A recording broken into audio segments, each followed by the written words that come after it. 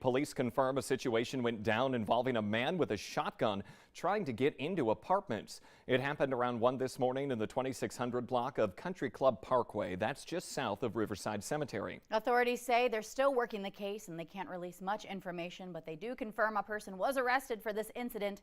We'll work to get more information throughout the morning right here on the Valley today as well. We'll talk about the joy of catching up with their suitcase after being stuck at an airport for days. This man right here in Chicago, he's feeling it. The guy in the blue, not the one in the front, but him. Get out of the way. Yeah, you move. But he is loving his life, and so are his fellow travelers. They're excited for him, too, after he was finally reunited. Yeah, it was something he could celebrate with a crowded audience after a rough holiday weekend there. I just haven't had this bag in a week. I've been wearing other people's clothes. I want to wear my wardrobe. It's New Year's Eve week, and now I'm going to go out and I'm going to party like it's 2023. The screeches. He has been the highlight of our morning, if Absolutely. you couldn't tell.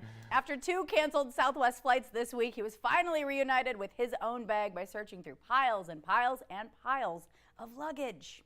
Many other travelers complaining about spiking airfares in the wake of the Christmas weekend cancellations. Yeah, this will have you screaming like that man, but not in a good way. Google flight information shows prices are surging on one-way trips out of airports like Nashville, Chicago, and Ronald Reagan International in D.C.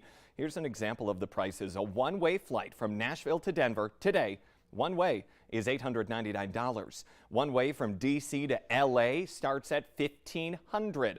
Many travelers are now venting their frustrations on social media about these high prices, and some are even calling on the Department of Transportation to investigate for price gouging. Time now is 6:54. We're going to be taking a look at our storm team forecast with Summer Schnellbach. Good morning. Good morning. That's right. You're starting with some areas of fog, so I've turned on the yellow light for your morning commute, especially through the Central Valley and points east into northwestern Minnesota for those reductions in visibility. We're at 2 miles visibility in Grand Forks and Langdon, 1.7 miles in Hallock, 2 miles in Roseau, a mile in Thief River Falls, and finally seeing a bit of improvement in Baudette.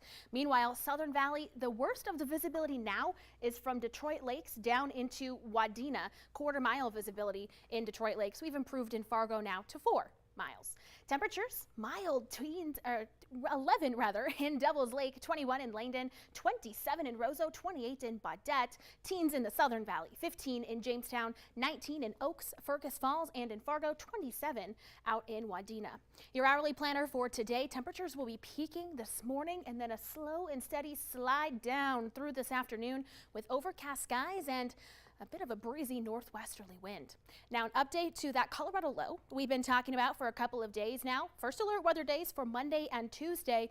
But one thing I want to point out is that forecast models not agreeing on the track of this storm.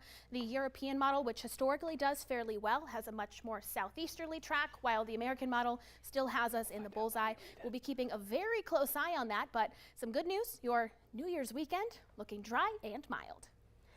You know what? Even if we're cooling down today, I'll still take it. After last week when we were like -30 below, still feels decent.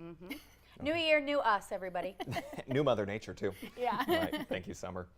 Our extreme weather has turned dangerous in parts and deadly in our area. We're just now hearing about a baby being treated for hypothermia after being rescued by Minneapolis police from an abandoned car that was stolen in Alexandria. The little boy was not in a car seat and was not dressed for the cold, but police say his condition is not life-threatening. And the Minnesota Sheriff's Department says a 20-year-old man likely died of cold weather exposure. George Muser was found dead earlier this week in Stillwater. Authorities say he left a bar on a sub-zero night wearing only a flannel shirt, jeans, cap, and shoes.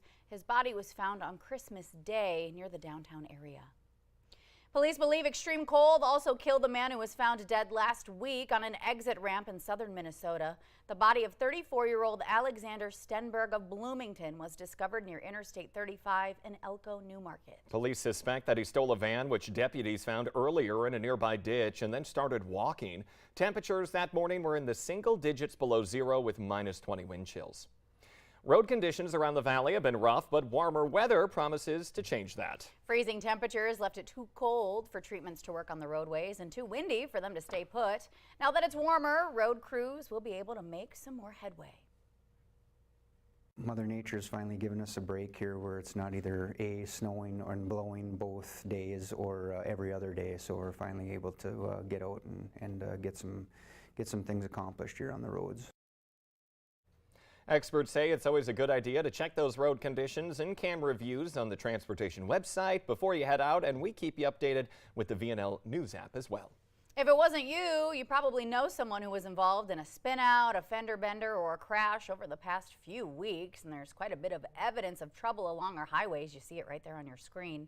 Many drivers hitting the ditch took out hundreds of cable median barriers. Minnesota's District 4, which includes cities like Moorhead, spend around $1.6 million each year fixing broken barriers. But DOT officials say those barriers are essential to making sure that you and your loved ones make it home safely.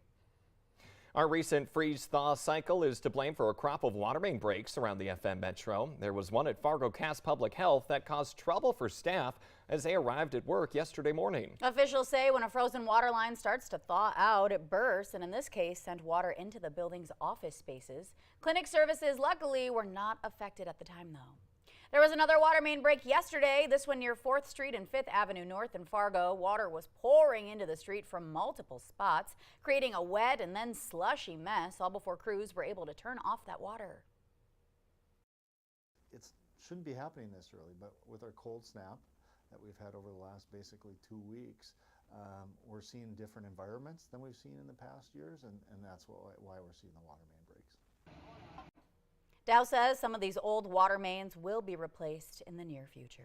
To help prevent your pipes from freezing, plumbing experts say you should leave a faucet on a slow drip. That allows the water in the pipes to keep moving. Also, don't turn your temperature below 65 degrees in your house and try to keep that cold outside. They say pipes tend to freeze more when your windows or doors are left open. All right, let's check out the rescued sea turtles in South Padre Island, Texas. About 160 Atlantic green sea turtles were released back into the Gulf of Mexico yesterday after being cold stunned by last week's frigid temperatures. More than 500 people packed it to the beach and watched workers and volunteers carry those turtles to the ocean. Cute sight there.